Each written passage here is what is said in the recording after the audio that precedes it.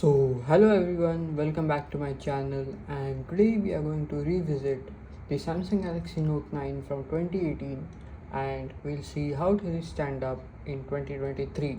The blue variant, which came with the yellow S Pen, as you can see. So this combination actually look good on this phone. I actually have the box of this phone, so you can see how big this box was compared to now. Like now we get only half set boxes, and this box actually came with charger and S Pen tapes, also a OTG adapter. So this was the best box, I would say. Nowadays you don't get any charger or thing, etc. And this phone supports up to 15 watts of fast charging. I would not cut this fast according to 2023 standards, but it is pretty fast. And this phone also supports wireless charging, though it is not the fastest one. It supports like only 7.5 watts of wireless charging, and there is no reverse wireless charging as it. I used this phone for almost 4 to 5 years.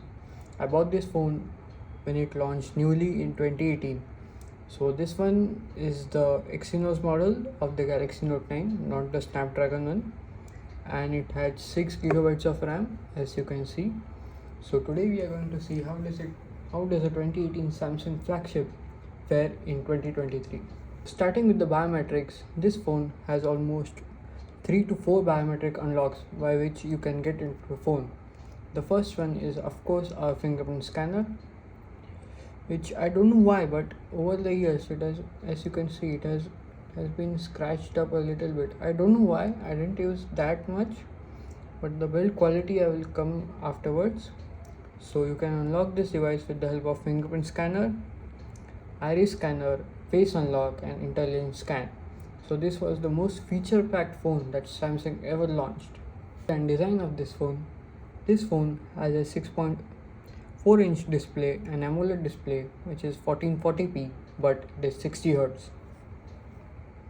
See that this display is curved at the edges, which personally I do like very much because it looks very futuristic. Even when I compare to my latest iPhone 14 Pro, which I am recording with, it looks very futuristic in hand. I know the bezels are too much on top and bottom, but still I like the edges. It is made up of aluminium from the sides, as you can see, but it is scratched up a little bit as I have used this phone without any case for several years, and I have dropped this phone. As you can see on the sides, this does have dent, and the color has come up a little bit. But the next problem which I wanted to share with you all guys is that the glass from the back is starting to popping up. As you can see, it is like flexing a bit. I don't know what's the issue this, but rest the screen has a smaller scratch. I don't know if you'll be able to notice, but it has some scratch. It's held up pretty well. The in-hand field, personally I do like this. Feels like a very slim phone in hand, and it still feels premium in 2023. Now coming over to the display quality, this has, as I said, a 1440p display which you can tweak up and down depending on your liking. If you wanted to save battery, you can of course move it to HD or Full HD plus. This display is still 60 Hz. So if you are using any 120 or 90 Hz display and you come to this phone, you will feel a difference. But other than that, display quality is just excellent, as you can see here. Coming over to the performance of Galaxy Note 9, this model which I have runs the Exynos 9810 CPU, which is coupled up with 6 gigabytes of RAM, LPDDR4 RAM. So the performance of this device is okay in 2023. It is not the best, it is not the worst. You cannot do multitasking. It will feel sluggish when you try to open multiple apps. As you can see, there is a little bit of lag there. And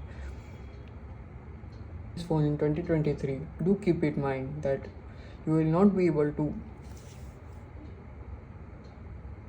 multitask on this phone as efficiently. You can perform some basic functions that like calling, email, networking, etc. But you cannot play high-end games like PUBG, Call of Duty, etc.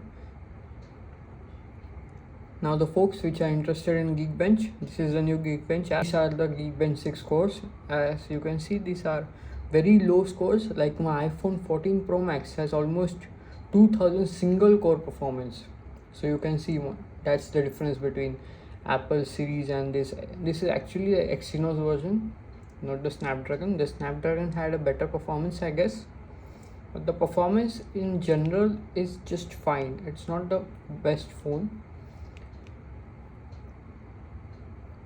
Now coming over to the memory management, this phone has 6 GB of RAM and the memory management is fine for this phone. It is not the best. Like if you open multiple apps, there might be some issues while reloading them. Moving on to the battery life of this phone has a 4000 milliamp hour battery, and I haven't replaced this battery since I got this phone, like from 2018. It has the same battery and it has been degraded, but the battery performance according to me is just fine. Like now I am getting almost 4 to 5 hours of screen on time. Like this is now my secondary phone. I upgraded just to the 14 Pro Max. So the battery life on, if you get it refurbished, please keep in mind that you need to upgrade the battery in order to get better battery performance. So it is generally a good one-day phone. It will last you throughout the day. That's not an issue.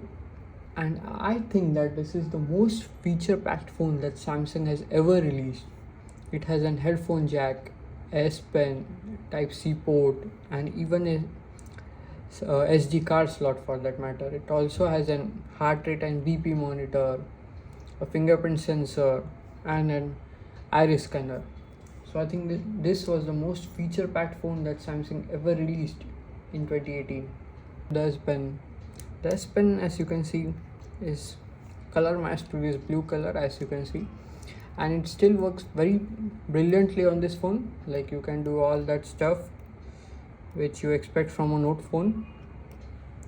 But as you can see here, if I could be able to show you, the S Pen has become a little bit bent. I don't know why. I keep in this slot only, but I don't know why this has bent up like a slightly here. I don't know why, but still it is the best way to sign up documents, do coloring, etc. This is the best feature of this phone, I would say. Coming over to the software, this phone will further not get any software updates from Samsung side, and this phone runs on Android 10. As you can see, it is a pretty old Android version. Like you can see now, One UI 5.1 has released, but this is still running on One UI 2.5, and this could be the reasons for the slow performance or sluggish performance of this phone. I really don't know, but you will not get any further software updates. I would like to say that if you are buying this phone in 2023, then do keep in mind that the performance will not be as fast as it was used to be back then, and it would not get any software updates from here now. That's it from my side, guys, and do let me know how you feel for this phone, and let me know in the comment section down below. Thank you.